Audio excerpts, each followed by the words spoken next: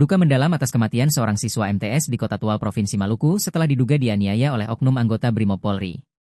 Sosok pelajar MTS yang meninggal dunia yaitu Arianto Tawakal. Sementara itu, anggota Brimob yang melakukan penganiayaan bernama Bribda Masya Siahaya. Bribda Masya Siahaya yang merupakan bagian dari Kompi 1 Batalion C Pelopor Sat Brimob Polda Maluku kini telah diamankan dan ditahan di rumah tahanan Polres Tual tak lama setelah kejadian. Senin, 23 Februari 2026, Bribda Masya Siahaya, oknum anggota Brimob Polda Maluku yang menjadi tersangka tunggal, resmi menjalani sidang kode etik di markas Polda Maluku. Kasus yang menyedot perhatian publik ini ditangani dengan tensi tinggi. Kapolda Maluku, Irjen Dadang Hartanto, memberikan sinyal keras bahwa tidak ada ruang bagi anggotanya yang melakukan pelanggaran berat. Sanksi paling pahit kini membayangi karir sang polisi muda. Irjen Dadang Hartanto menegaskan bahwa institusinya tidak akan berkompromi. Proses hukum terhadap Bribda Masyas dipastikan berjalan transparan dan tanpa perlindungan bagi pelaku.